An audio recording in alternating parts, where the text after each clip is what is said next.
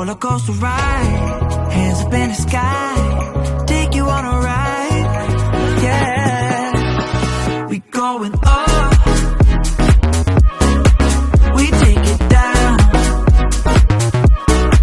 let's spice it up, baby, right here and now, ain't nothing brings down. एक खूबसूरत घर को design करने के लिए कौन से थॉट प्रोसेस सबसे सही हैं? क्या डिज़ाइन एस्पेक्ट एक 300 से 400 गज के घर को डिज़ाइन करते हुए हम ध्यान में रख सकते हैं? किस टाइप का मटेरियल, किस टाइप का फर्नीचर अपने को यूज़ करना चाहिए अलग अलग एरियाज़ में?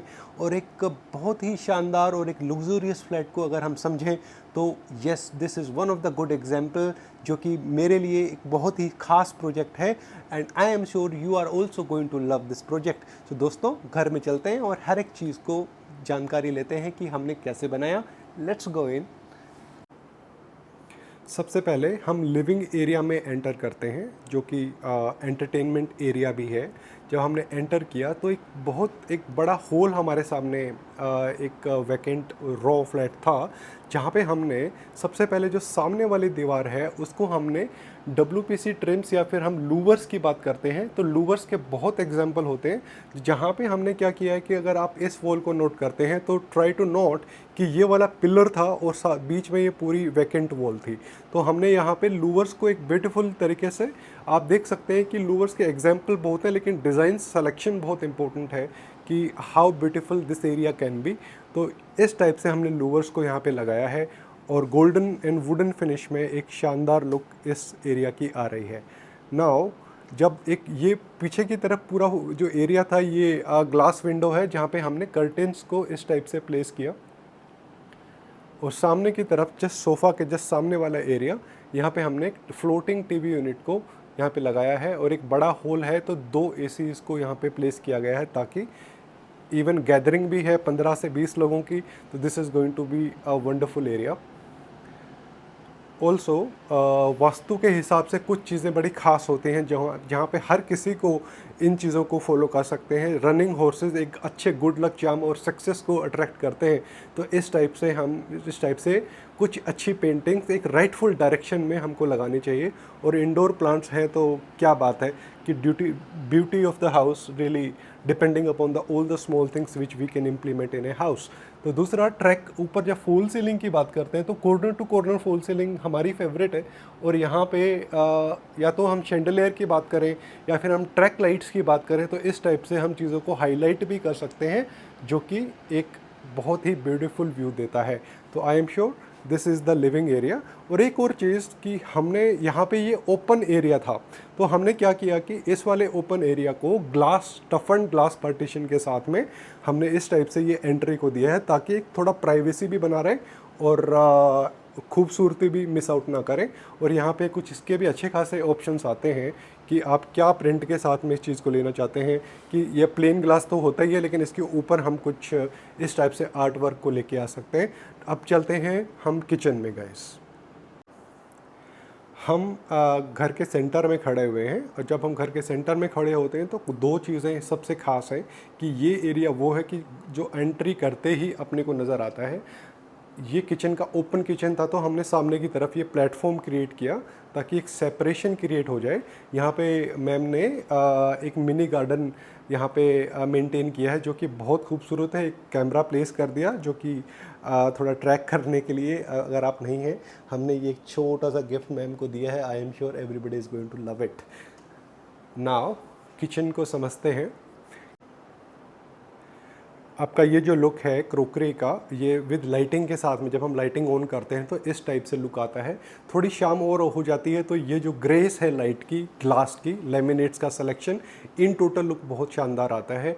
और this is the kind of fall ceiling in the kitchen also. It's a good size of kitchen जो कि इस 300 से 500 गज के जो घर होते हैं वहाँ पे इस टाइप से हम डेफिनेटली अपने को प्लान करना चाहिए।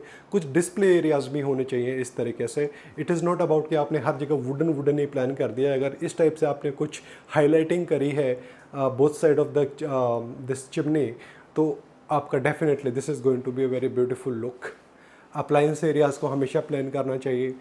दूसरा इस टाइप, जैसे हमने जब सिंक को प्लान करते हैं तो विकर बास्केट जैसी चीज़ों को कभी भी मिस आउट मत कीजिए, क्योंकि ये जो यूटिलिटी है बहुत ज़रूरी होती है और इनको वेल प्लान्ड तरीके से प्लान करें। And this is my favourite area of the front side of the kitchen, this mini garden. और एक पर्सनल चॉइस भी होती है, I am sure everybody is going to love this kind of छोटी छोटी चीज़ें। तो अब हम जा रहे हैं लिविंग एरिया में। ये मेन गेट है घर का। जब घर में एंटर करते हैं तो सबसे पहले ये डिस्प्ले एरिया सामने की तरफ आता है, जो कि एक मिनी बार के तौर पे या फिर क्रोकरी के तौर पे आप इसको यूटिलाइज करते हैं। This is amazing storage as well as visually जब आप चीज़ों को देखते हो तो बहुत खूबसूरत लग रहा है।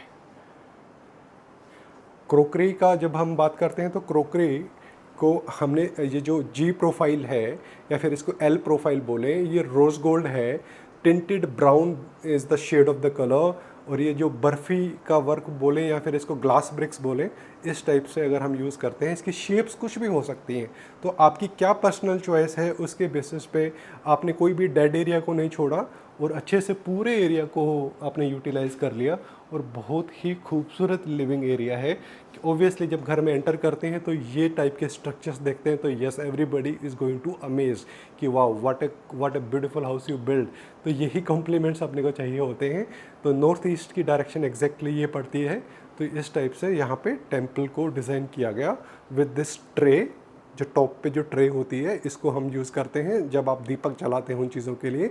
और एनोनिमस स्टोरेज आपकी जो पूजा के लिए जब आप यूज़ कर रहे होते हैं, तो इस टाइप से चीज़ों को प्लान किया जा सकता है।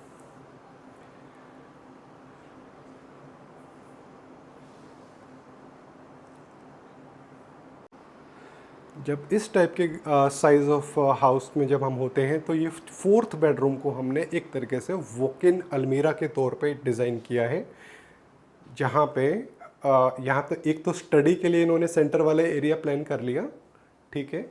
और ये end to end, corner to corner इस टाइप से पूरा वार्डरोब स्ट्रक्चर हमने यहाँ पे बनाया है, जो कि किसी भी टाइप ऑफ स्टोरेज के लिए गुड इनफ है। अगर 4 से 5 लोग अगर घर में रह रहे हैं तो हम बोलते हैं कि क्या आपकी स्टोरेज होनी चाहिए, क्या आपको ऑप्शंस यहाँ पे मिलेंगे। तो यस, स्टोरेज की कोई भी कमी यहाँ पे नहीं रहने वाली है। यहाँ पे सामने की तरफ हमने एक ड्रेसिंग एरिया भी दे दिया। और एक और चीज़, हम लेमिनेट सिलेक्शन की बात करते हैं तो लेमिनेट सिलेक्शन के मल्टीपल ऑप्शन आते हैं। आपको कौन सी चीज़ ग्रेसफुल लगती है, क्या आपको ये टाइप से ट्रिम्स पसंद है, तो या तो इस टाइप से चीज़ें जाएं, यस डेफिनेटली ये मैटर ऑफ चॉइस भी है। और सामने एक टीवी यूनिट भी दे दिया, अगर if you want to place a TV here, या फिर कुछ म्यूज़िकल पसंद कोई करना चाहते हैं, you want to have some entertainment idea about this area also, तो यहाँ पे आप टीवी लगा सकते हो। You can sit here and you watch a movie. AC की प्लानिंग, लॉफ्ट्स की प्लानिंग, हर एक चीज़ इंपॉर्टेंट है। Lighting and everything well plan तरीके से इस रूम को डिज़ाइन किया गया है। अब हम चलते हैं मास्टर बेडरूम में। This area is the master bedroom. Master bedroom में जाते हुए हर एक चीज़ आपका एक इन टोटल आप एक व्यू ले लीजिए। ये विंडो एरिया, बालकनी इसके पीछे, और एक बैक पैनलिंग इस तरीके से प्लान की गई, जो कि ग्रेसफुल है। ऑब्वियसली अगर का रूम का साइज़ अच्छा है तो yes, any kind of design can be implemented. Track lights का कॉन्सेप्ट यहाँ पे हमने फॉल सीलिंग के साथ में दिया है। और सामने ये वॉशरूम और सामने की तरफ ये टाइप से वार्डरोब हमने अलग से दे दी है। तो किसी भी टाइप की स्टोरेज का कोई भी इशू यहाँ पे बिल्कुल भी नहीं है। तो साथ में ही अगर वार्डरोब स्पेस देते हैं तो इस टाइप से आपको ड्रेसिंग एरियाज़ भी प्लान करने चाहिए। तो ऑब्वियसली जब 3-4 लोग घर में होते हैं तो एक ड्रेसिंग एरिया से काम नहीं चलता है। और सामने ये टाइप से एक टीवी यूनिट, जो कि ट्रिम्स के साथ में ये प्लान किया गया है, और फ्लोटिंग टीवी यूनिट है एज यू सी। सो हर एक छोटी चीज़ को आप नोट कीजिए, जो कि बहुत ही एक ब्यूटीफुल लुक होती है। और हर एक चीज़ को वेल प्लान तरीके से प्लान करेंगे। विजुअली एडवांस में चीज़ों को कुछ प्लान करते हैं। We can plan all kind of 3Ds also. और दिस ये एक बेसिक प्लानिंग, इसके अंदर के पार्टीशंस क्या होने चाहिए, आपकी पर्सनल रिक्वायरमेंट है, उसको हम डेफिनेटली फुलफिल कर सकते हैं। Now let's go to the second bedroom guys.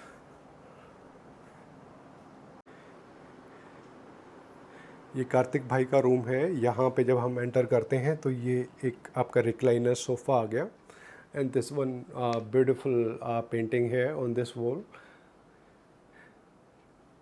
सामने की तरफ ये टीवी यूनिट है। If you have some hobbies specially तो डेफिनेटली आपको कुछ ना कुछ उसका प्रोविजंस, उसकी लोकेशंस हमेशा प्लान करनी चाहिए। बेड की प्लेसमेंट, कंट्रास्टिंग जो बेड का कलर है, आपका बैक पैनलिंग का क्या कलर होना चाहिए, हर एक चीज़ इम्पोर्टेंट है। तो यस, इस टाइप से यहाँ पे हमने पैनलिंग करी, बेड का प्लेसमेंट हुआ और यहाँ पे सामने की तरफ ये टीवी यूनिट पैनलिंग के साथ में ही प्लान की गई। And the kind of fall ceiling जो आप ऊपर देख रहे हैं ये भी बहुत ही ग्रेसफुल और एक ट्रैक लाइट्स का डेफिनेटली एक आजकल ट्रेंड में है और एक स्पेशल फोकस के साथ में आपको कुछ चीज़ चाहिए होती है। तो yes, this is one of the good example.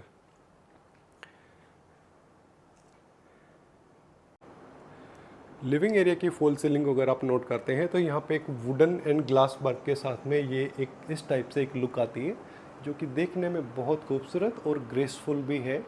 And एक टाइप ऑफ लग्जरी की जब हम बात करते हैं तो जैसे एक डिफरेंशिएशन हमेशा एक क्रिएट किया जा सकता है और हर एक चीज़ इंपॉर्टेंट होती है। यहाँ पे आप चीज़ करेंगे, कोई भी चीज़ मिसमैच नहीं है कि अगर हम बात करते हैं तो tone of glass is very much contrasting with the fall ceiling also. हर एक चीज़ कनेक्टेड है। The colour of doors, the colour of the kind of laminate colour which you are using for the laminates, तो multiple tones नहीं, कुछ 2 या 3 colours को हमने, देखिए वाइट कलर जो होता है सबसे फेवरेट कलर हमारा है और इंटीरियर्स में इससे कॉन्ट्रास्टिंग कलर्स जो भी, अगर आप वाइट चूज़ किया उसके बाद में कोई भी कलर आप चूज़ कर रहे हो तो यस वो एक हाईलाइटिंग कलर्स हो जाते हैं इस टाइप से। और हाईलाइटिंग वॉल्स को डेफिनेटली इसी तरीके से प्लान करना चाहिए। We are entering into the third bedroom. यहाँ पे हम ज़्यादा बात नहीं करेंगे बिकॉज भैया की अपनी कॉल्स चल रही हैं, but still we will note at the design, क्या डिज़ाइन एस्पेक्ट है in the fall ceiling and everything.